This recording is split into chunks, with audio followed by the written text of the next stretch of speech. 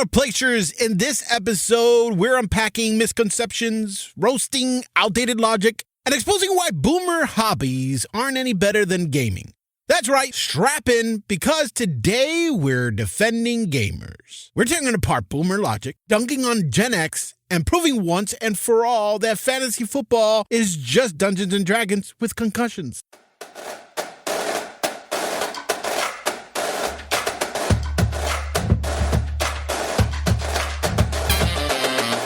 Place, we ain't caring about your feelings, yeah. Anytime, any place, you can feel it here. Steve and Daniel out of space, so we clear the air. Any topic and it's safe, so just be prepared. Don't assume, keep it straight, we might keep it fair. Fuck the news, fuck a page, we gon' keep it real. If you tune in, then you sick for real. Fuck a Bluetooth, we took the red pill. Every image in the video, talk about it. Different views on the subject, we might talk about it. At the end of the day, we just talking, homie. Only me in the room, but it's like a party. Introducing Steven Daniel, author, artist, all around great fucking guy. Welcome back to Out of Place, the podcast for anyone who's tired of being told they're doing life wrong by people who still think fax machines are cutting-edge technology.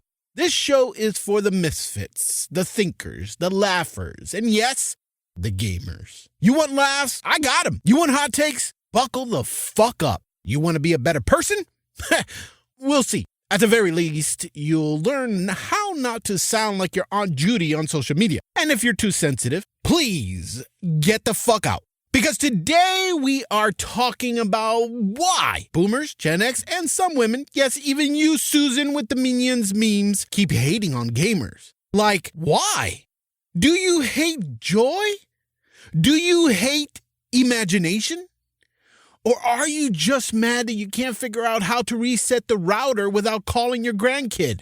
And who the fuck said that you had to be boring when you get old? Let's get one thing straight. Aging is inevitable, but becoming a human beige wallpaper is a choice. Somewhere along the historical timeline, probably right after someone decided that socks with sandals were practical, society collectively agreed that fun is for the young and that old people should just quietly rot in their recliners while watching reruns of Matlock. Who started this nonsense? Was it the Victorians with their corsets and moral constipation? Was it the Puritans who thought dancing was a gateway to Satan's mixtape? Or maybe it was your Aunt Jenny who thinks TikTok is the sound her knees make when she stands up. Most people treat their inner child like a hostage locked in the basement of adulthood. They feed it once a year, usually on their birthday, with a sad cupcake and a single tear, and then shove it back down with taxes and passive-aggressive emails. But here's the truth. The world would be indefinitely better if more adults fed their inner child. Imagine board meetings with Nerf wars, grocery stores with bumper carts, PTA meetings where parents settle disputes with Mario Kart instead of passive-aggressive sighs. Instead, we get adults who think fun is a wine tasting where everyone pretends to enjoy the flavor of fermented regret. Mature is just a word boring people use to justify their lack of imagination. You know who else was mature?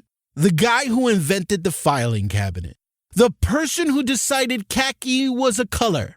The committee that banned dodgeball because it was too aggressive. Meanwhile, the people who actually changed the world, Einstein, Da Vinci, Dolly Parton, were weird, eccentric, and probably had a drawer full of glitter and questionable snacks. Let's be real. If you're over 50 and still think fun is beneath you, you're not aging. You're auditioning for a role as a haunted Victorian ghost. You don't have to become a walking PSA for fiber supplements. You can still wear neon. You can still play video games. You can still say fart and laugh like it's the first time. You know what's truly inappropriate? A society that tells people to stop dancing, stop dreaming, and start collecting ceramic frogs. So to whoever decided that aging means becoming boring, I hope your rocking chair breaks mid-sit and your prune juice curdles. The rest of us will be out here living, laughing, and feeding our inner child a diet of chaos. candy, and unapologetic joy. Because life is too short to be boring, and too long to pretend you enjoy crossword puzzles more than karaoke. Here's the thing. I love gaming. God, I love gaming. It makes me happy. It relaxes me. And for a couple of hours, I forget about all the stuff I'm carrying on my shoulders. And I know I am not alone. So to the wives, girlfriends, boomers, Gen X, back the fuck off. Gamers aren't the problem. You're just mad that we found happiness without needing overpriced golf clubs or essential oil from your cousin Brenda's MLM. So let's kick this off with some good old-fashioned generational hypocrisy. My favorite drinking game is take a shot every time an old person contradicts themselves. By brunch, you will be blacked out in a Denny's bathroom. By dinner, you've developed cirrhosis. Because boomers do shit like brag that they can write a check and write cursive. Cool, Grandma. Let me spend another hour teaching you Venmo. Congrats on your cursive, Carol. You've mastered ancient hieroglyphics, but Safari is still just a gas station for you. These are the baby boomers. Born into a world of post-war prosperity, cheap college tuition, and houses that cost less than a used Honda Civic. They walked so we could rent indefinitely. They love to say shit like, just work hard and buy a house. Bro, you bought your first home at 23 for 40 grand. That same house is now worth $800,000, and you won't even sell it because the market's not right. Meanwhile, the rest of us are out here selling plasma to afford oat milk. Back in my day, we didn't need reusable bags. Yeah, because you reused the same styrofoam cup for 40 years while driving a Ford Expedition to the fucking mailbox. Back in my day, we talked face to face. Sure, you also invented the 24-hour news cycles, call-in radio rants, and Facebook echo chambers where you spent 8 hours a day arguing with strangers named Patriot for Life. And their commitment to environmentalism? They fucking wrapped everything in asbestos and lead paint. But the ice caps are melting. Of course, faster than my patience. And they claim to love free speech, right? They love it, unless you use it to criticize capitalism, meatloaf, or the sound of music. The retirement plan is genius, though. It's genius. Complain about entitled youth, collect Social Security, and then vote against funding the very programs that kept them afloat. It's like watching someone burn the bridge they just crossed and then yell at you for not flying. And next, let's move on to the Gen X, the parents of millennials, the human shrug, the middle child of generations, sandwiched between boomer memoirs and millennial therapy receipts. They were raised by latchkey doors and microwave dinners. Childhood was a masterclass in benign neglect. Parents gone, TV on, a vague sense that emotions were for people who didn't listen to The Cure. They pride themselves on being the last analog generation. Translation, they've been using the same Hotmail password since 1997, and they'll warn you about digital privacy, but their Wi-Fi password is still password 1234. And Gen X, they love to mock millennials for needing validation. But they're out here quietly hoping someone notices their ironic t-shirt and asks about their vinyl collection. They'll say, we don't need attention. Right. Except for the 3,000th time you've told me that you drank from the hose in the 80s. Congratulations on not dying. You're a legend. But I guess it's better than hearing why your adult children don't call you anymore because accountability for being a shitty parent is lost on you. And now they like to fuck on the younger peeps too, saying shit like Gen Z is addicted to screens. Yeah, you say this while doom scrolling Zillow listings on your iPad and rewatching The Breakfast Club for the 102nd time. They're skeptics about everything, too. Government, corporations, gluten, feelings, their activism peaked with wearing a no-fear shirt to gym class. They're too cynical to believe in revolution, too tired to stop one. If nihilism were a lifestyle brand, Gen X would have trademarked it. Here's the fun part. Boomers and Gen X love to blame millennials and Gen Z for the world falling apart, but guess who built the system?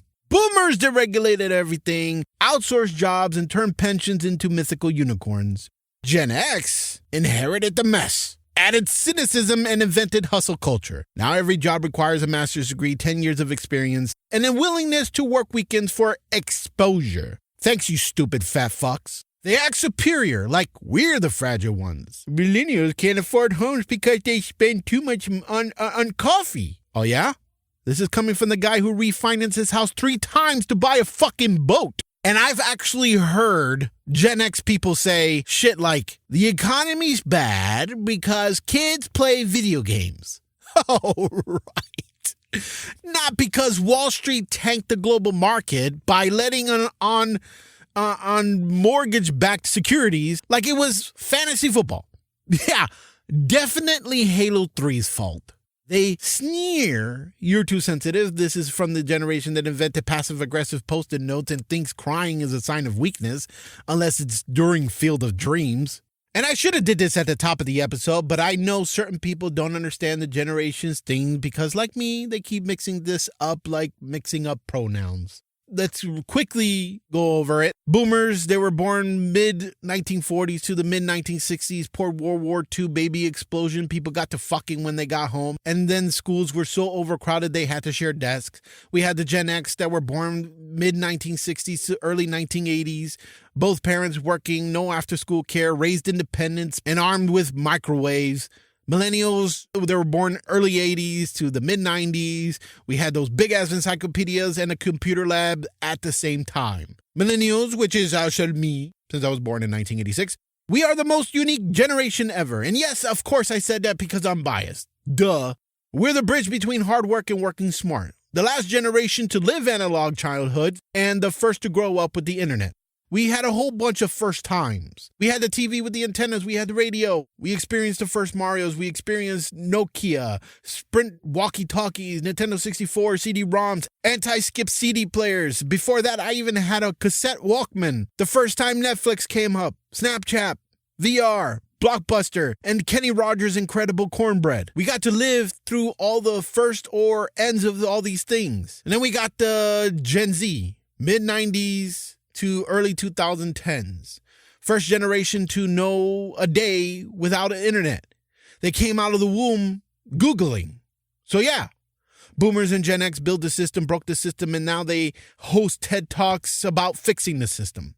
They complain about the smoke while holding the matches. They ask why younger generations are so angry while sipping wine in homes they bought for the price of a PC rig. And they tell us, stop gaming and grow up. Cool, Grandpa, I'll grow up when you figure out how to send a PDF without faxing it. Now let's move on to the greatest cultural divide of our time. No, not politics. No, not pineapple on pizza. I'm talking, you know what? Wait, hold on. Side note. Pineapple on pizza is fine. Actually, it's more than fine. It's a tropical vacation for your mouth. Yeah, I said it. Don't like it? Take your sad little cheese frisbee and go cry into a bottomless breadsticks basket at Olive Garden. Pineapple, I think, adds flavor, texture, contrast, it vibes. It's sweet, it's juicy, it's bold. It's the Beyonce of toppings. Meanwhile, your classic cheese is giving the energy of a soggy paper towel at a middle school lunch. I've never understood the hate. People act like pineapple on pizza is a war crime. Relax, Chad. It's fruit on bread with cheese. You eat Pop-Tarts and call it breakfast. This is not the hill to die on. And the judgment. Oh, the judgment. Ew, pineapple? That's disgusting. Ugh. Okay, Karen, you just microwave fish in the office break room. Sit the fuck down. It's not my number one thing. I like having a slice every now and then. Like I said, it's not my first choice. My wife loves it, but not my number one. But I'll still get a slice. I'll add some little spiciness to it, some red pepper flakes or some shit. And I'm not out here demanding pineapple supremacy. I'm just asking for basic topping rights. But the way people lose their minds over it, you think I insulted their grandma's lasagna. So here's the deal. Eat your pizza. Let me eat mine. You do you, I'll do me, and if my pizza happens to taste like a luau in Naples, then so fucking be it. Also, shout out to the real ones who order pineapple and jalapenos. You're not just eating pizza, you're living dangerously. Respect. Anyways, what was I talking about? Oh yeah, I'm not talking about politics or anything like that. I'm talking about the eternal war between gamers and the girlfriends and wives who think gaming is a waste of time. You know the type. They sigh dramatically every time a controller is picked up, as if you just announced you were joining a cult. Like, relax, he's just raiding, not selling organs on the dark web. Let's get one thing straight. Gaming is not the problem. Gaming is the escape, the joy, the digital playground where grown men can pretend to be space wizards, Italian plumbers, or Viking gods without judgment. The real problem, somewhere along the way, women were handed a Barbie and told, practice being emotionally available and vaguely disappointed. From toddlerhood to adulthood, the gendered toy aisle was a psychological boot camp. I think it still is. Boys got Nerf guns, Hot Wheels, and permission to be chaotic gremlins. Girls got dolls, plastic kitchens, and the unspoken directive, be nurturing, be pretty, and for the love of God, don't be weird. Imagine being 5 years old and told that your toy is a baby that you gotta care for. Not a dragon to slay, not a car to crash, a baby that cries and needs you forever. Meanwhile, your brother is launching foam missiles at the cat and getting praised for imagination. Fast forward 20 years, and now he's deep in Elden Ring, dodging death and feeling alive, and she's scrolling through Instagram, wondering why her boyfriend is emotionally invested in a fictional character. Men game.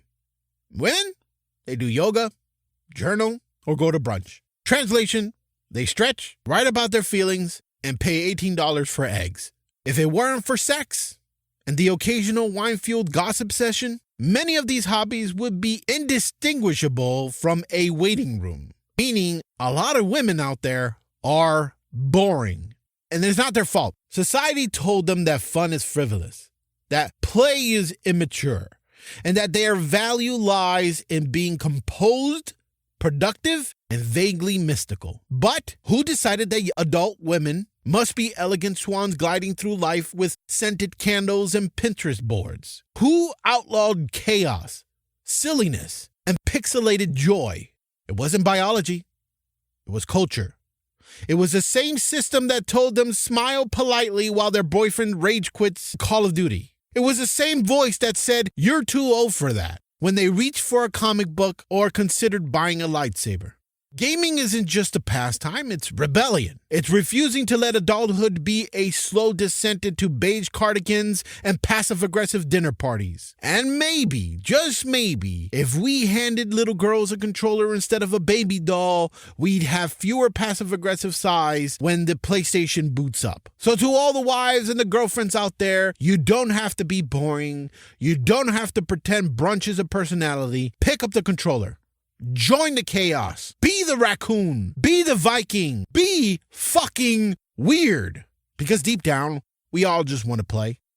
But today, we are still gonna get the, You're gaming again? yes. And you're scrolling through Instagram while watching Love Island you're not even paying attention to and asking me to sit next to you like I'm a decorative pillow from Target? Who's really wasting time here? But I want you to hang out with me. I want you next to me while I scroll through TikTok and ignore the movie that I'm going to be questioning every time I look at the screen. You need to pay attention to me. That's the official motto of the I Hate Gaming Club. And here's the thing, too, before I forget, and to all the women out there wondering why your man is still gaming when the moon is high and the snacks are low, let me explain gamer logic to you. If you win, you're on fire. You don't quit when you're on fire. That's sacrilege. If you lose, you can't end on a loss. That's like leaving a basketball court without hitting a three. Nobody fucking does that.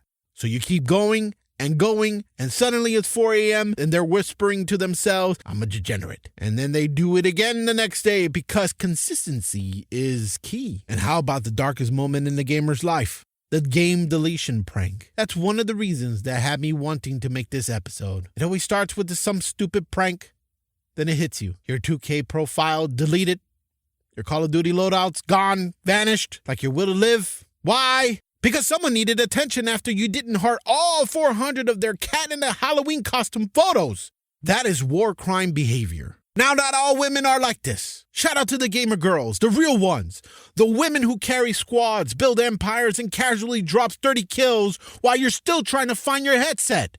Shout out to the ones who understand gaming is a hobby, not a personality flaw. Oh, and it's not just the awesome women who make sniping look like ballet and rage-quitting opponents look like confetti. But what about the women who game with gentleness, imagination, and a quiet kind of power? The women who build worlds, not just destroy them.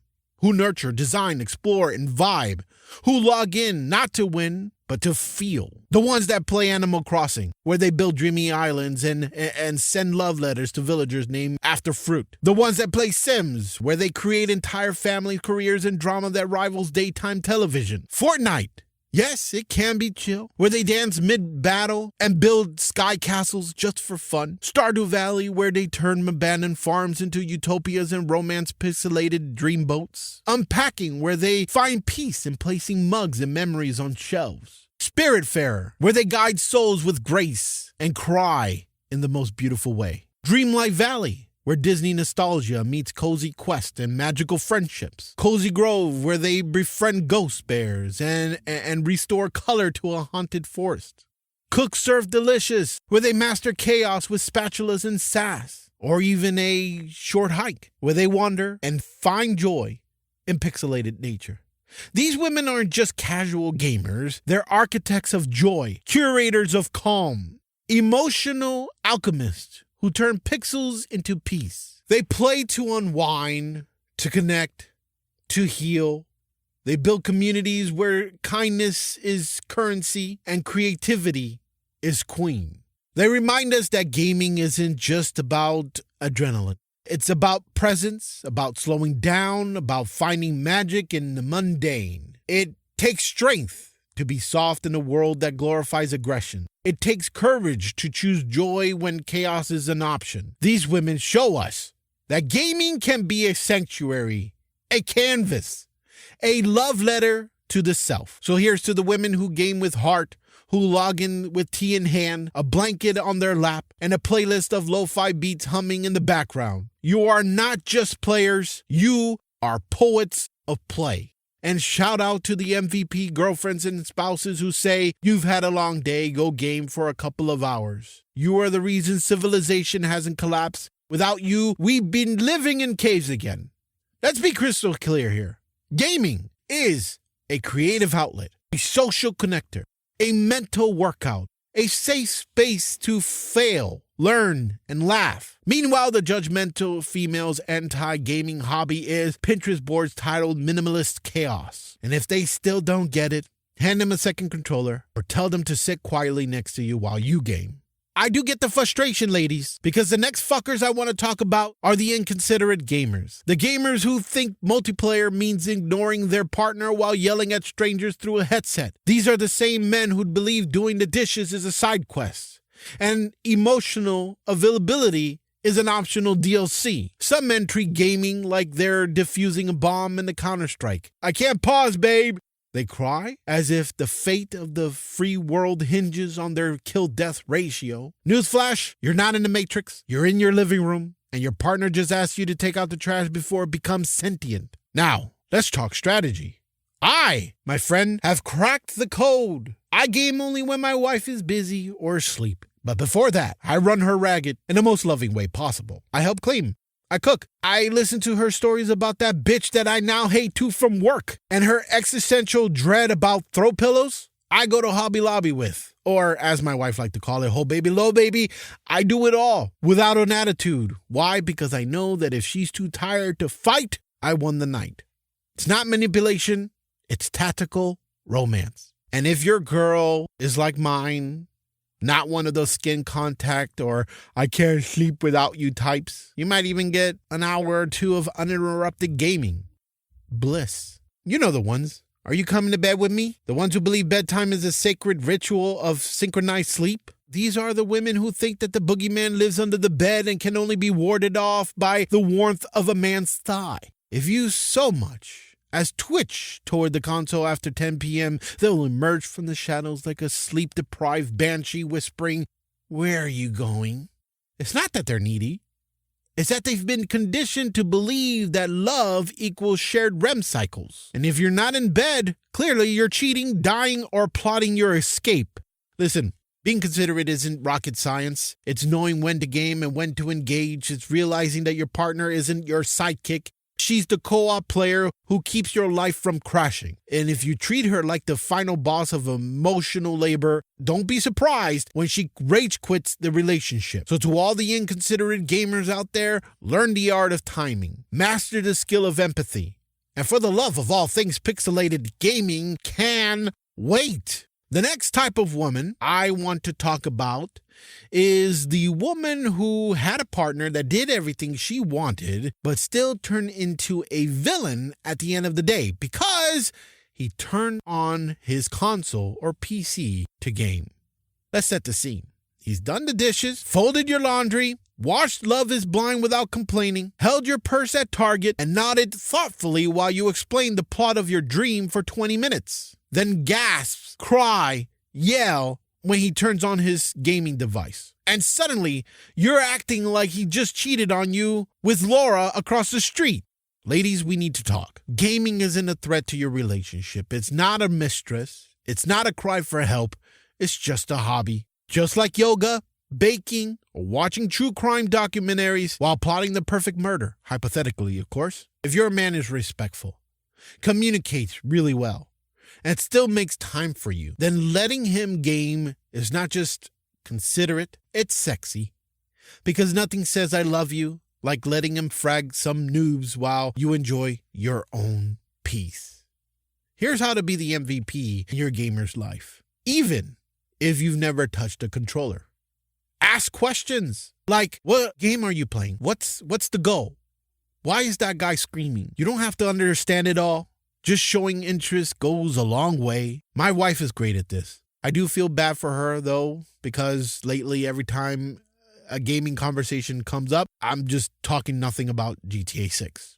You can see that with my 14-part GTA 6 Obsession series. And even at the end of the year, I'll probably do a bonus episodes because as I listened to it and was editing it, there was so much stuff that I forgot that just popped in my head. So I'm making more notes and then it just keeps growing. So there'll be a couple of bonus episodes by the end of the year. Anyways, the next thing is respect the grind. If he's mid-match, don't ask him to pause. He can. It's online. Pausing on an online game is like trying to pause a tornado. The next, schedule together time. Because, balance is key. If he's gaming for 2 hours, maybe plan a movie night afterwards. It's not about control. It's about rhythm. Celebrate his wins. Did he finally beat that boss he's been raging about for a week? That's his Super Bowl. Cheer like he's just got promoted. Just recently, my wife did this. I decided to play RDR2 again. Because there's a video that I watched on YouTube of a guy that was saying how to play Red Dead Redemption 2 in 2025 again. He was talking about how playing it slow, and forgive me for not remembering the video or the guy's name, but I just remember him saying to take it super slow. Enjoy everything. And I already take the game slow. The thing that I've been doing now, I haven't even gotten to the mission where you, Uncle, and the girls go into Valentine. I haven't even got to that part yet. I just decided to go hunting to upgrade the camp. Just taking it slow. I'm loving it. But now I got to the moose. Got to get the antlers. And I can't find it. It's not spawning anywhere. And then I finally got it after a week and a half. And my wife, she didn't know that I did. She just asked while I was cooking. She said, "Did you finally find the moose?" I said, "Yeah, I did." And she goes, "All right." She came, gave me a high five. Awesome. She's like, "What's next?" That's what you do. Next thing you got to do, don't guilt trip. If he's done everything you asked for and still gets side-eyed for turning on his PC rig, that's not love. That's emotional taxation. Next thing you got to do is try some co-op games. You don't have to be a pro. Try something light and fun, like Overcooked. My wife and I played Overcooked 1 and 2. Or play one of my favorites, It Takes Two. You're going to laugh, you're going to fail, you're going to bond. And the last one, ladies, use gaming time as me time. Read, nap, binge your favorite show, scroll through social media. Let him game while you recharge. It's a win-win. Gaming isn't wasted time. It's storytelling, strategy, socializing, and stress relief. If your partner games responsibly, it's no different than watching Netflix or scrolling Instagram. The only difference, he's probably yelling at a 12-year-old in Ohio who just called him trash. Relationships are about respect, not control. If your partner ever does everything for you emotionally, physically, romantically, and still gets flack for gaming, that's not a partnership. That's dictatorship with scented candles. Love means letting each other breathe. It means supporting passions, not punishing them. It means understanding that joy doesn't always come in the form of matching pajamas and brunch dates. So next time he boots up his console or PC rig, don't roll your eyes, smile. Let him play and know that when he's done, he'll come back to you, grateful, relaxed, and ready to binge watch whatever reality show you've got queued up. Because love isn't about control, it's about co-op mode. Now, next thing I want to talk about is misconceptions about gaming and gamers. And start with the classic stereotype, gamers are lazy. Spoken confidently by someone who spent 3 hours rearranging throw pillows and considers watching HGTV a personality trait. Lazy? Yeah, okay. Gamers are out here solving complex puzzles, managing virtual economies, and coordinating international raids with more precision than most corporate boardrooms. Let's break it down for you old fucks whose slogan is, I don't get it. I don't get it. Gaming involves strategy and problem solving. We're basically playing chess on crack. Split-second decisions, logic, foresight, adaptability. Sun Tzu, I think I said that right, would be crying in the corner if he had to 1v1 us in StarCraft. Coordination and reflexes. That's the next thing. Gamers are the thumb Olympics. Fighter pilot reflexes with Cheeto dust on the fingers. Try telling the guy who just clutched a 1v5 in Counter-Strike that he's lazy while you're still trying to microwave your egg white pita sandwich evenly. Teamwork and communication. Ever organize a 40-man raid in World of Warcraft? That's an MBA in leadership. Conflict, resolution, and group therapy all at once. Corporate managers could learn more from a guild leader than a TED Talk. Data analysis. Players min-max everything. Frame rate, patch notes, gear spreadsheets. Give a gamer XL and a Monster Energy drink and they'll colonize Mars before Elon. How about this myth? Games cause violence. Yes. The timeless panic. Video games are turning our youth into rage-fueled maniacs because clearly pressing X to reload is a gateway drug to societal collapse. Meanwhile, sports fans are literally flipping cars over missed field goals. You remember them Philadelphia Eagle fans who won the game and celebrated by eating horse shit?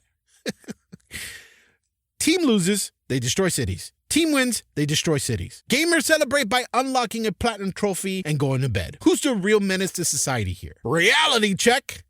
1. Peer-reviewed studies say there is zero causal link between games and real-world violence. 2. Violent crime dropped in multiple countries while gaming skyrocketed. Translation, gamers are more likely to rage quit than rage punch. Gamers grind through frustration and failures for hours. That's not violence. That's therapy. Try surviving 12 hours of a Dark Souls-like game without crying. That's not rage. That's monk-level self-control.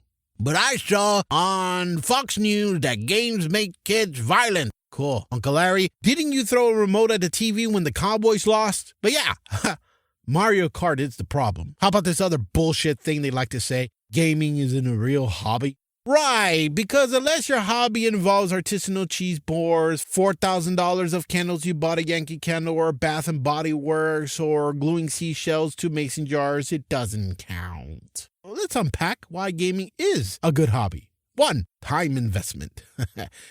The average gamer plays 7 to 10 hours a week. Less amount of the people who spend more time binging bullshit shows, doom scrolling social media, going to therapy, or pretending to read self-help books. 2. Skill development. Gamers sharpen hand-eye coordination, strategic thinking, multitasking, teams comms. Meanwhile, Janet's candle hobby has taught her to say, "This one smells like nostalgia," with a straight face. 3. Economic impact. Gaming equals $200 billion a year, maybe more. That's bigger than movies and music combined. Compare that to Ashley's astrology TikTok, where she tells people not to sign contracts because Mercury is doing cartwheels in retrograde, charging $40 for a custom birth chart that looks like it was made in Microsoft Paint by a sleep-deprived gorilla. Your moon is in Pisces, so you're probably bad with money. No, Ashley. People are bad with money because they bought your crystal bundle that promised to align their aura, and all they got was glitter in their carpet and mild rash. Gaming is innovation, strategy, art. Astrology TikTok is just vibes, glitter, and vague emotional manipulation wrapped in pastel Canva templates. So yeah, while gamers are out here generating billions, Ashley's still trying to figure out why her Etsy shop called Cosmic Vibes and Chill hasn't taken off.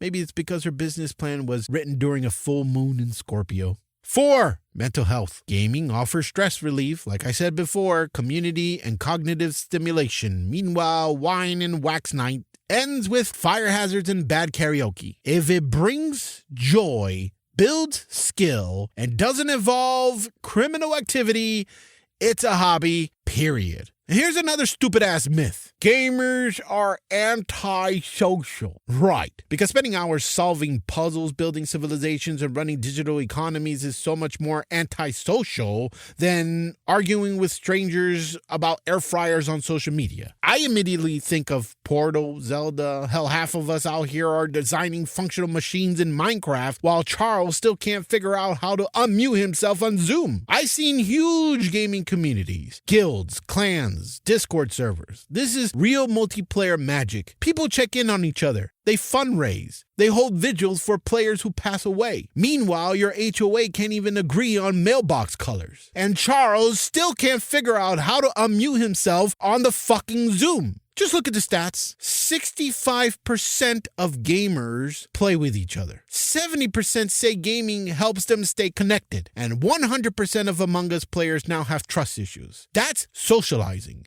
And Charles, we still can't fucking hear you. But gaming makes you isolated. Said by the same guy who bowls alone on Thursdays and calls it a league. Gamers aren't lazy. They're strategic, resilient, mentally agile.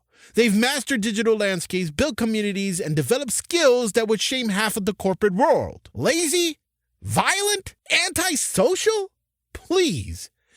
We're out here building empires, solving crises, and preparing for the collapse of civilization. Digitally, of course. So if you awesome listeners see someone sneering at gaming, just smile, sip your G Fuel, and remind them, statistically, their fantasy football league is more dangerous than your kill streak. Oh, and this just popped in my head too, because of that whole Roblox protecting pedophiles controversy that's happening at the moment. And I know most parents of gamer kids has heard this. Video games are bad for kids, said no informed parent ever. But video games are corrupting our children, Steven. Because clearly the pixelated mushroom in Mario is a gateway drug to delinquency, or in Fortnite is the reason your kid won't eat vegetables. Let's all clutch our pearls and blame the glowing screen instead of, actually parenting. Let's start with the UK's brilliant idea to require ID verification for online gaming, because nothing screams effective child protection like asking a 12-year-old to upload their passport to play video games. What could possibly go wrong? Identity theft? Data breaches? Nah. Let's just trust the government to parent for us. After all, they've done such a stellar job with literally everything else. This isn't about safety. It's about outsourcing responsibility. The government shouldn't be the gatekeeper of your child's hobbies. That job belongs to the people who created the child. Parents. Here's a radical idea. Instead of banning video games, maybe parents should actually pay attention to what their kids are playing. I know. Revolutionary! Imagine a world where a parent doesn't blindly buy Grand Theft Auto 5 for their 8-year-old, then storm into GameStop demanding to know why Trevor is waterboarding someone in the cutscene. Games come with ratings, They come with warnings, they come with trailers, reviews, and entire YouTube channels dedicated to dissecting every fucking pixel. If you still end up surprised, that's not the game's fault. That's you, shitty parent, not doing your homework. As a parent, you have to get involved to deal with shitty people. From pedophiles, griefers, to not sharing information, to porn, to everything else. Griefers are tougher for the younger ones. For the blissfully unaware, griefers are the online equivalent of that kid who kicks over your sandcastle and then blames you for building it. They harass, troll, and ruin gameplay just for fun. Teaching kids how to deal with griefers is like teaching them how to handle bullies, except with more memes and less wedgies. And yes, the internet has dark corners. Roblox, for example, is currently under fire for allegedly failing to protect kids from predators. But here's the thing, platforms can only do so much. You can slap on all the filters and moderation tools you want, but predators are persistent. That's why parental involvement is non-negotiable. I taught my 3 sons, ages 13, 11, and 9. I taught them what to do and what not to do. That's parenting. That's the solution. Not banning Roblox, not suing the platform, not screaming, video games are dangerous every time a controversy hits the news. Want to protect your kids? Hey, teach them this, privacy awareness. Teach them that don't share their real name, school, or location. How about critical thinking? Not everyone online is who they say they are. Reporting tools. They should know how to block, mute, or report inappropriate behavior. How about digital boundaries? Understanding when to log off and why. Emotional regulation. Explaining games can be intense. That losing is okay. And rage quitting is never okay. Also, online etiquette. Like, don't be a griefer. Don't feed the trolls. These are life skills. And guess what? Games are a great place to learn them. My boys right now, currently, as I'm recording, they're into Grow Garden on Roblox. That's beautiful. They're passionate, engaged, and I'm involved. I listen. I schedule sometimes around their events when they tell me what time on a Tuesday or Saturday because I respect their interests. But I have also let them know that be prepared that it's not going to be like that all the time, but I'm going to do my best. I think that's parenting done right. I've built trust and they respect the boundaries I've set. That's the kind of relationship that turns gaming into growth. Games like Dead by Daylight and GTA Online aren't inherently evil, which I let my boys play. They're just tools. What matters is how they're used. I've shown that with guidance, even mature games that can be a part of a healthy digital diet. Let's be blunt. The real danger is in video games. It's parents who treat screens like babysitters, who never ask what their kids are playing, who don't set boundaries, who blame everyone else when things go wrong. Video games aren't raising your kids. You are. Or at least you should be. So next time a non-gamer politician or pearl-clutching pundit tries to use Roblox drama as proof that gaming is the devil's playground, remind them, the issue isn't the game, it's the lack of guidance, it's the absence of conversation, it's the refusal to engage. Gamers are not the enemy, shitty parenting is. But welcome to the internet, where you can live stream yourself eating Tide Pods for clout, but if you dare say the word pedophile, your video gets demonetized faster than you can say community guidelines. Because apparently, advertisers can handle blood, guts, and Logan Paul's career, but not the truth about child predators. To better understand what I'm getting at, let's play a game. Try to describe sexual abuse without saying sexual abuse or pedophile. You'll quickly find yourself in the linguistic twilight zone, because this is starting to piss me off the more I hear content creators say PDF file, because nothing says child predator like a document format. Grape. Yeah, a fruity stand-in for one of the most horrific crimes imaginable. SA, the acronym that's supposed to soften the blow of trauma. Unalive, because murder is too spicy for algorithm. Non-consensual encounter, a phrase so sanitized it sounds like a bad Tinder date. This isn't sensitivity, it's censorship. And it's not protecting victims, it's protecting corporate wallets. YouTube's advertiser-friendly guidelines are masterclass in double standards. You can post a video of someone getting punched in the face, and they'll get ads for energy drinks. But if you talk about child being groomed online, yellow $, limited ads, maybe even a strike.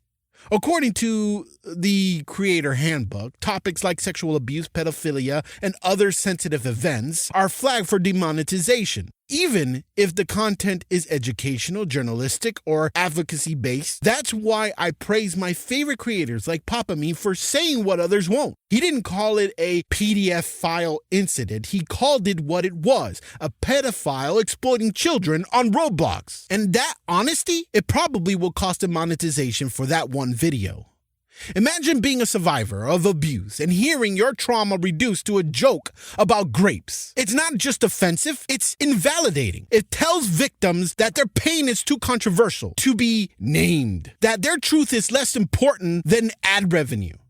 That kind of linguistic sanitization doesn't protect anyone. It desensitizes the audience, trivializes trauma, and creates a culture where predators are shielded by silence. Social media companies claim that they're protecting viewers, but what they're really doing is protecting themselves from lawsuits, backlash, and advertiser boycotts. They've built algorithms that punish truth tellers and reward clickbait. And in doing so, they've created a digital landscape where predators can thrive in the shadows while advocates are muzzled. It's not just frustrating, it's dangerous. You're right to be angry. You're right to say the words pedophile, sexual abuse, grooming. These are not dirty words. They're the reality of what victims endure. And if platforms won't let you monetize that truth, then maybe it's time to ask, who are they really protecting? Because if this video gets demonetized for exposing a predator, but the predator's content stays up, that's not just broken, that's complicit.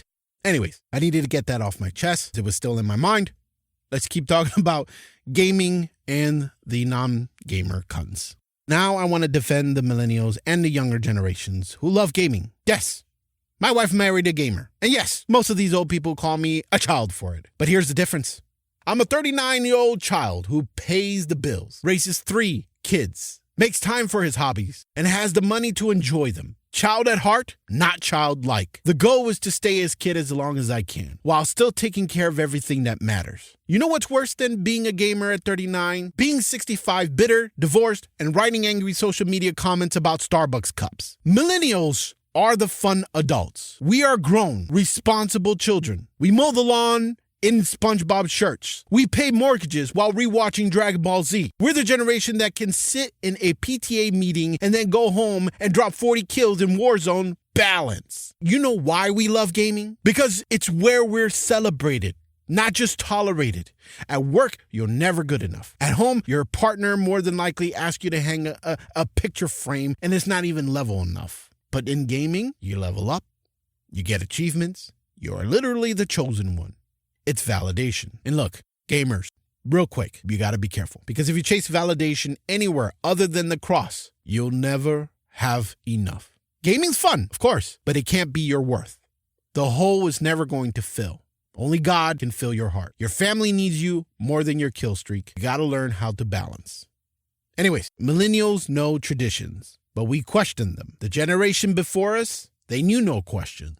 The one after us, no traditions. We're the translators between the industrial age and the internet age. The old heads don't understand what's happening. The young ones don't understand where it came from. Millennials get both. The real truth about being a 90s kid, mischievous but respectful. Last ones to grow up without social media. Outside all day, streetlights were your curfew. We knocked on doors to see if friends were home. No text, no location sharing. Pizza parties were epic. Fast food were actually a treat. Sleepovers were the Olympics of childhood. Fashion was loud, colorful, fun. We didn't stage photos for Instagram. We just had fun. Mental health, never discussed. You cried, you got called soft, unfortunately. We were the last generation to truly appreciate the little things. But let's get this straight. Millennials, Gen Z did not ruin society. They logged in, saw the dumpster fire, and said, cool, I'd rather build a better one in the digital world. Millennials, we survived Y2K panic, MySpace top 8 drama, and deleting our Pokemon Red save files by accident. We lived through dial-up, Tamagotchis, and the trauma of Kingdom Hearts lore. And now we're blamed for not going outside enough. Because that's another thing they'd like to say, right? Back in my day, we played outside. Yeah, and got sunburned, bee stings, and one Capri Sun as a reward. We're building worlds, streaming to thousands, running digital economies, creating art, solving problems, but sure. Tell me again how Pac-Man was peak gaming. And since we're in the subject of gaming and how it feels like it's being ruined, and you probably know how I feel after you heard my angry rant on part 14 of the GTA Obsessed video on YouTube. But you know who actually ruined gaming? Corporate boomers and Gen Xers in the boardrooms. Their gaming experience was once they watched their nephew play Fortnite and called it cute. These are the people who cancel good projects because focus groups didn't get it. Greenlight soulless live service games. Think loot boxes are engagement tools. Say, let's pivot to NFTs with a straight face. They don't ask, is this fun? They ask, can we monetize this frustration? I wouldn't be surprised if they had the conversation of, what if we add a battle pass to the pause menu? Sure, and while we're at it, let's charge $5.99 for the credits. They turned Call of Duty into a tech demo, gutted BioWare's soul, thought Diablo Immortal was a good idea because everyone has phones. Obviously, if you have been paying attention over the last few years, there's a massive disconnect forming in the gaming industry. On one side, the gamers. On the other side, executives who think Elden Ring is probably a dating app and Skyrim is a yogurt flavor. Cost of making games are exploding. We're talking $200 million budgets. And unless you're Rockstar, selling 25 million copies is not happening. Back in the PS1 era, sell 500,000 copies and The Office threw a parade.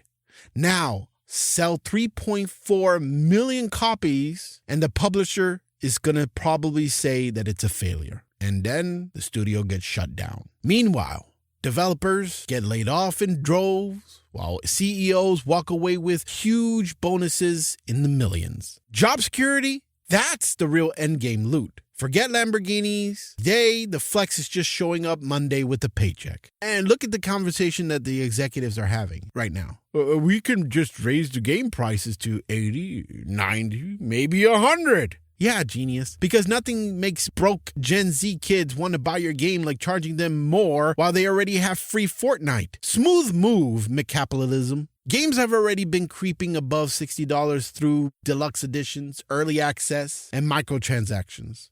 Cheat codes? Gone. Now you pay $9.99 for an XP booster that used to be free if you knew Konami code. They're waiting on GTA 6 to set the bar. If Rockstar drops it at $90, you bet your ass Ubisoft is coming at $90 and pretending they're the good guys. And here's the kicker. 18 to 24-year-olds, future of gaming, are spending 25% less on games. Why? Student loans, bad jobs, and the fact that they could just play Apex, Warzone, and Fortnite for free with their friends. These boomer and Gen X executives don't get it. They think gamers are sitting on piles of disposable income. Nope. A lot of gamers are juggling debt, rent, and whether their DoorDash order even shows up. And you expect them to pay $80 for Outer Worlds 2 or that ridiculous price for Mario Kart World? Good luck. Meanwhile, subscription services like Game Pass are disrupting the hell out of everything. I know they're losing money. That's what I feel like. But honestly, I love it. A low price per month for a bunch of games? That's called adapting. But the real magic, here's the real magic. The $50 premium game. Look at Expedition 33, please. $50. Great reviews. Millions copies sold. People were happy.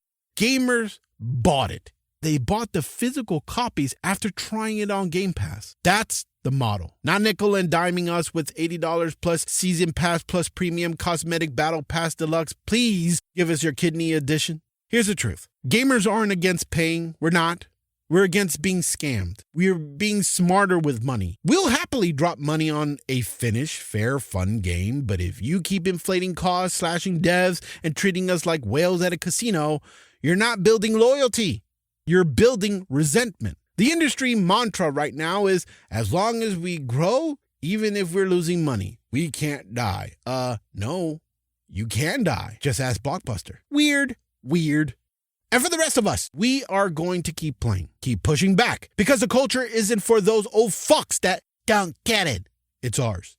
Not all old heads are bad. Some legendary devs paved the way. They're not famous. We don't know them. But I'll tell you, once upon a fiscal quarter, in a glass tower overlooking a city that runs on caffeine and quarterly reports, there are a group of executives who are boomers and Gen Xers who, against all odds, knows what a speedrun is. These weren't your typical corporate overlords. They didn't just see gamers as walking wallets with weak impulse control and a thirst for loot boxes. No. These were the chosen few who had once blown into NES cartridges, who remembered LAN parties that smelled like Mountain Dew and teenage ambition. There are VPs that wear suspenders that says cyberspace ironically and still has a blister on his thumb from trying to beat Mike Tyson's Punch-Out.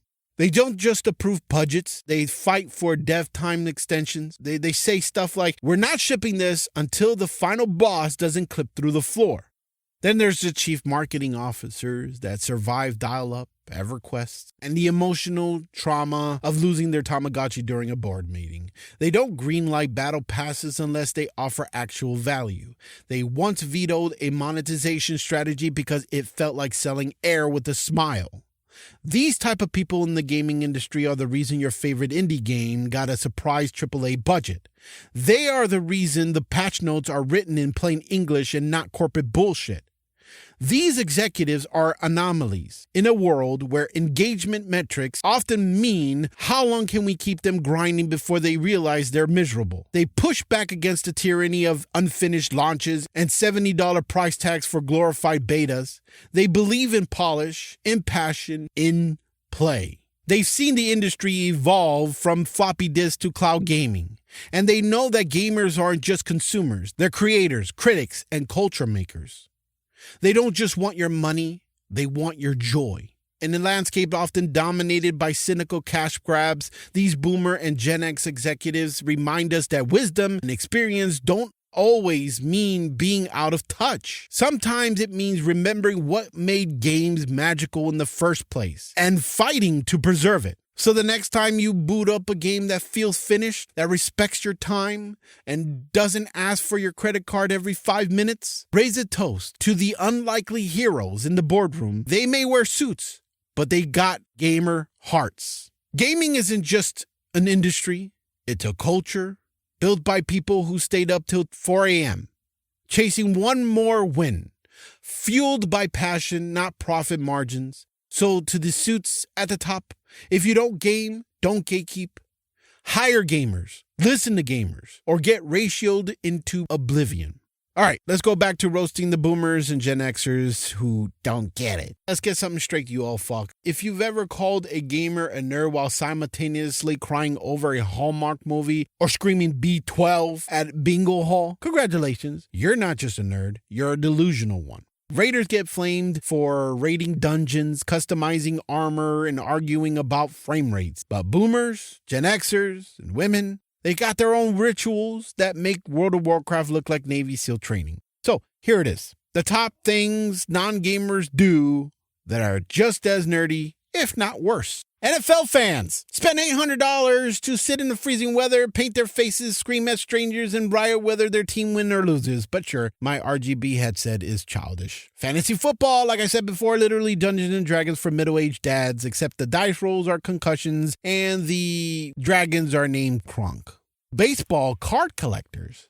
They like to mock gamers for loot boxes while hoarding cardboard men in plastic sleeves like they're sacred relics. Golfers, they pay thousands of dollars to chase a ball in khakis. Your sport is just an expensive fetch with judgmental silence. How about those March Madness bracket freaks? A spreadsheet game where Chad bets on colleges he couldn't even spell, let alone attend. How about those people who love to binge watch soap operas? Because they're the ones that say 4 hours of gaming equals addiction. But 8 hours of Young and the Restless is self-care.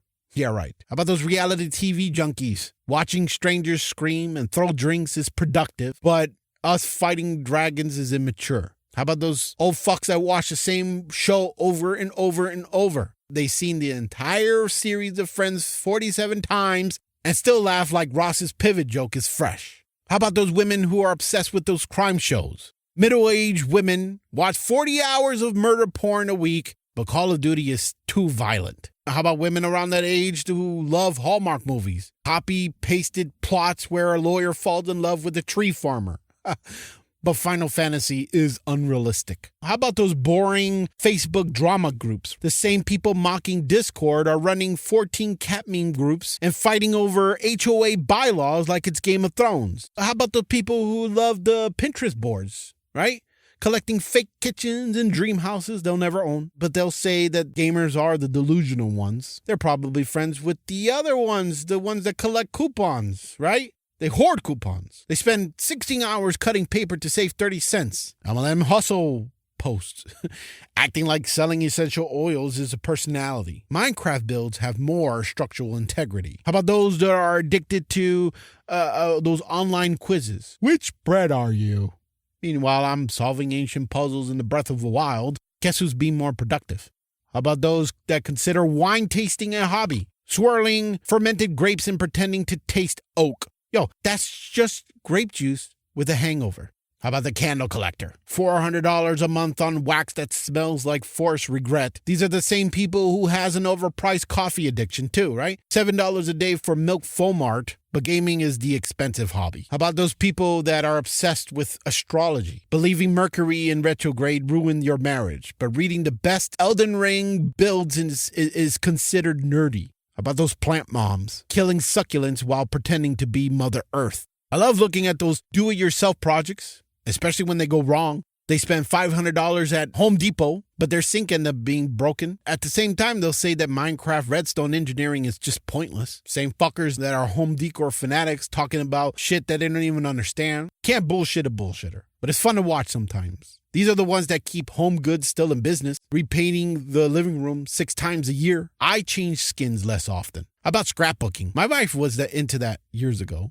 A very expensive hobby. The art of spending $600 at Michael's to glue printed selfies into a Liza Frank fever dream. It's like crafting, but with none of the utility and all of the delusion. You didn't preserve memories. You just rage built a scrapbook version of The Sims, minus the fire hazards and emotional depth. How about those garage sale addicts? Driving 40 miles to buy someone else's Beanie Baby collection, but still say Pokemon is nerdy. How about those fuckers that are always pushing karaoke? They're the ones that mock gamers, but spend 3 nights a week belting Sweet Caroline to drunk retirees. Speaking of retirees, the bingo obsession. Boomers call Fortnite childish, then scream, B12, like it's a spiritual awakening. How about those book club people? Actually, book club drama. Pretending to discuss the novel, right? They're not really reading this bullshit. They're really gossiping about Susan's divorce. That's just multiplayer teabagging. How about those dog outfit enthusiasts having 500 photos of their pug dressed as a taco, but still say Skyrim mobs are immature? How about those non-gamers who collects vacation souvenirs, buying shot glasses from every state like they're completing an IRL fetch quest? How about people who claim they love bird watching? God, I hate them. They send you a photo of a crow on a Wendy's dumpster and call it majestic. You don't birdwatch, you bird stalk. Like a creep with a zoom lens and zero ornithology. Your passion is just loitering with binoculars. How about those knitting circles? You sit in a circle making scarves no one wears, because they always pick the shitty color. Gossiping like it's Mean Girls Retirement Edition. Your craft is just slow motion spaghetti with judgment. And don't act superior. I build entire civilizations and civilization games. You made a lumpy hat. How about those sourdough cults? They babysit yeast like it's their firstborn, then cry when their loaf looks like a deflated football. It's not artisanal. It's just bred with a superiority complex. Meanwhile, I'm out here slaying zombies. They're slaying gluten. Still being in the kitchen. How about those spice rack organizers, right? Alphabetizing turmeric and paprika like it's a sacred ritual. You've got 47 jars and still only use salt. But sure, inventory management in gaming is too complicated. I don't get it. I hate that saying. I don't get it. I just don't get it. I don't get it. How about those cleaning obsessions, right? That I've seen in social media. Scrubbing baseboards at 2 a.m. like it's a spiritual cleanse. They call it therapy, but it's just rage wiping their regrets. I clean dungeons. They clean grout. Who's really winning? How about the non-gamers who love fishing? You sit in silence for 6 hours, holding a stick, hoping something bites. It's not a sport. It's wet waiting. At least when I grind in Monster Hunter, I actually catch something besides sunburn and existential dread. How about those guys who have a grilling obsession, right? You spend $1,200 on a smoker to make meat taste like campfire trauma. You wear an apron that says, "Kiss the cook," like it's a personality. Meanwhile, gamers are crafting meals in Stardew Valley and don't require propane and midlife crisis. How about those car talk bros? Y'all know everything about torque, but can't emotionally accelerate past, "I'm fine." Your car has LED underglow and a name, but your girlfriend hasn't had a real conversation with you since 2019. I mod vehicles in GTA. You mod your personality with mufflers. How about those non-gamers who love hunting? They wake up at 4 a.m. to sit in a tree and cosplay as a bush. You call it providing? but the deer's smarter than you and your freezer's still empty. Gamers hunt monsters with swords the size of surfboards. Hunters hunt squirrels with delusion. How about those sports worshippers? I know I said American football shit already, but I'm talking about the fanatics at home who don't go to the game. They scream at the TV like the quarterback owes them child support. They wear another man's jersey and call cosplay weird as shit. Gamers play Madden, they live Madden, one of us knows it's a game. How about what I like to call the tool guy syndrome, right? They own 47 power tools and still call someone else to fix the sink. You could see their shed that they built because it leans like it's emotionally unstable. How about those lawn care fanatics? They mow their grass in diagonal lines like it's a golf course for ants. They flex over fertilizer ratios but can't name their kid's teacher. How about those fuckers that are protein shake philosophers, right? You see them on TikTok. They drink chalky sludge and call it fuel. Gamers eat virtual steak in Red Dead Redemption and still have better gains emotionally. Speaking about protein shake, how about those old gym selfie addicts? They post a sweaty selfie with the caption, "Grind never stops." Bro, the only thing grinding is your joints and your followers' patience. Supplement shamans. They take 12 pills a day and still can't lift their emotional baggage. How about those old fuckers who claim that they're crypto kings? You lost $8,000 in Dogecoin but still give financial advice. Gamers lose gold in Skyrim and don't pretend it's a personality. Listen, you old non-gaming fucks. Gaming isn't childish. It's just the only hobby that doesn't pretend to be something it's not. So next time someone calls gamers nerds, just remember everyone's nerdy. Some of us just have better graphics, deeper lore, and actual boss fights. The rest of us are out here role-playing as wine sommeliers and HOA warlords. We're all weird. Gamers just own it. Gaming isn't just a pastime, it's a place. A place we go when the world feels too loud, too heavy, or just too boring. It's where we've learned to fall gracefully, to fight fiercely, and to laugh uncontrollably at things that make no sense unless you were there, on that server, in that match, during that heist. People who don't game will never understand the sacred bond between a player and their save file. They'll never know the heartbreak of corrupted data, the triumph of beating a boss after 37 tries, or the quiet joy of customizing a character that finally feels like you. They'll say gaming is a waste of time, but we know better. Gaming is where friendships are forged in fire. It's where strangers become teammates and teammates become family. It's where we've stayed up until 4 a.m. not because we had to, but because we wanted to. Because the squad was vibing, the game was flowing, and the laughter was real. It's where we've comforted each other after losses, both in game and in life. It's where we've celebrated wins that no one else would understand, but everyone in the party chat felt.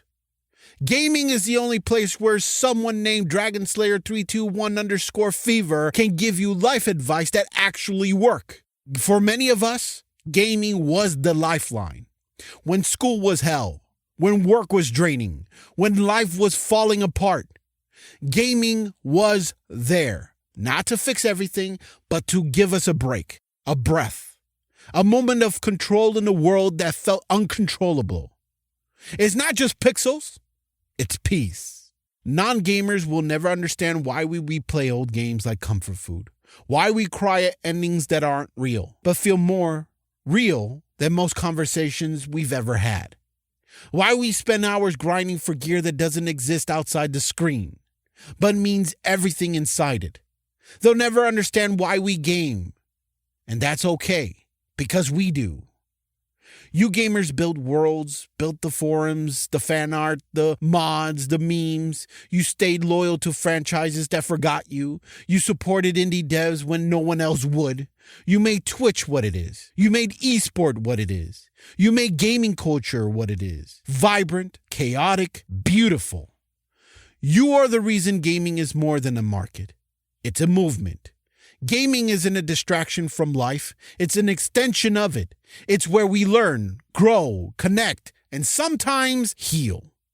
Whether you're a casual mobile gamer or a competitive sweatlord, whether you play Animal Crossing or Repo, Whether you're 13 or 73, this culture is yours, and it's worth defending. Because when the world didn't get us, gaming did. And remember, gaming on any platform is fine as long as you're having fun. Ask any gamer. It doesn't matter what you play on. Gaming is gaming. Think about it. Retirement homes are going to change in the future, too. Because retirement homes today, let's be real, they're basically waiting rooms for death. 50 shades of beige. Activities that feel like punishments. Chair yoga, knitting circles with passive-aggressive drama, bingo, God, so much bingo, and movie night, the sound of music for the 68th time. Yeah, real lively. But when millennials and Gen Z roll in, oh, buckle up, retirement homes are about to go from assisted living to assisted chaos. LAN parties in the common room, Ethernet cables everywhere. Somebody's grandma just fragged you in Overwatch. Magic the Gathering tournaments with holographic walkers as prizes. Trash talk louder than the PA system. VR therapy sessions where we live childhoods by virtually walking through Blockbuster. And yes, still forgetting to rewind the tape. Craft beer tastings. Because even at 80, we're still pretend IPAs don't taste like pine needles. Discord group therapy. Today we're unpacking our student loan trauma while playing RDR2. Tattoo Tuesdays, sponsored by the same artist who ruined our first sleeve in 2009. Late night karaoke, emo edition, escape rooms, but except it's just trying to get out of the Medicare billing office alive. Streaming marathons. This week, the entire West Wing is finally finishing Breaking Bad. I can actually hear it. Who unplugged the writer during raid night? I was about to get legendary loot. Sorry, Gertrude. The nurse needed the outlet for the defibrillator. Here's the truth. Aging doesn't mean you have to give up joy. You can have a 401k and still rage in Call of Duty. You can pay your taxes and cosplay as a wizard. You could be 85 yelling bingo like a mic drop, or better yet, yelling headshot because you just smoked a kid on Fortnite. There's no expiration date on fun. Anyone who told you otherwise was just scared of joy, and probably also scared of TikTok. So whether you're fragging news, farming Stardew, or still trying to beat the damn Dark Souls boss, keep gaming. Because the future belongs to the people who never stop playing. And spoiler alert, that's us. And that's it, folks. We've roasted boomers, torched Gen X, defended millennials, clowned on girlfriends, destroyed misconceptions, and built retirement LAN parties. If you made it this far, congrats. You've survived the boss fight that is out of place. Achievement unlocked. At the end of the day, we all have our weird obsessions. Yours might be yelling at ESPN or collecting overpriced candles. Mine just happens to involve fake cars, fake guns, and fake money I can't spend in real life. We all cope somehow. Some people do yoga. I shoot pixels in the face with until my soul feels lighter. Same thing. Just cheaper. To every gamer listening, don't you dare feel guilty for doing what you love. Keep your headset on, keep your squad close, and keep remembering that you're not wasting time. You're building skills, memories, and friendships that matter. And if anyone gives you shit for gaming, just remember, they probably just spent 3 hours arguing with another dumbass who's exactly like them. You win. Next time on Out of Place, we're shifting gears. We're talking Disney. And as a huge Disney fan, let me just say, I am done. We're pulling back the mouse ears, pulling no punches, and asking how a company that gave us the happiest place on earth now makes this guy give away his Disney gear. So yeah, you don't want to miss that one. Subscribe, share, and leave a review. Ring that little fucking bell, especially if you're over 50 and offended. I need the algorithm boost. 5 stars if you laughed. 1 star if you're a boomer who thinks Fortnite caused a recession. Either way, thanks for the engagement. This has been Out of Place, where gamers are heroes, haters are side quests, and the grind never stops. I love you, I appreciate you, and always remember to smile.